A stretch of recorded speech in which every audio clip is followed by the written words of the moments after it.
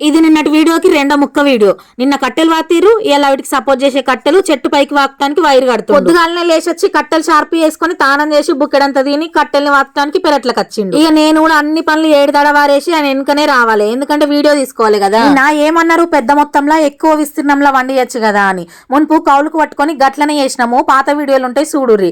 ఇప్పుడు చేద్దామంటే ఎవ్వలకు సాత కదా, అందరికి ఆనొప్పి నొప్పి అన్నట్టు అవ్వ అయ్య అనుకుంటున్నాం. మంచం ఉన్నంత వరకే కదా కాలు జాపుకోవాలి. అందుకే అవన్నీ ఇడిచిపెట్టి మాకు ఉన్న దాంట్లో కొద్దిగా వరి, కొద్దిగా పత్తి, 2 ప్రధాన పంటల పెట్టుబడి కోసం ఇంటెనక పెరట్ల టైం పాస్ కు తీరొక్క కూరగాయలు పెట్టుకుంటాం. ఇక మీరు చెప్పిరని మేము పెద్ద మొత్తంలో ఎక్కువ విస్తీర్ణంలో ఎట్లుంటదంటే, మంది మాటలు పట్టుకొని మారవానం పోతే మళ్ళొచ్చే వరకు ఇల్లాగమైందట. గట్లుంటది మా పరిస్థితి. మీరు కూడా మా మంచికే చెప్పిరు, కానీ మా మంచి చెడులు కూడా చూసుకోవాలి కదా. ఇప్పుడు ఉన్న దాంట్లో మేము సంతోషంగానే ఉన్నాం. అట్లా కాకుండా మీరు చెప్పిరు కదా అని ఆగపడితే గుడ్డి గుర్రాలు కురికితే కానక ఏకంపల పడ్డట్టు ఉంటుంది. మా పిల్లలకి, మా ఇంట్లోకి టైం ఇవ్వకుండా ఎప్పుడు పని అన్నట్టే ఉంటది.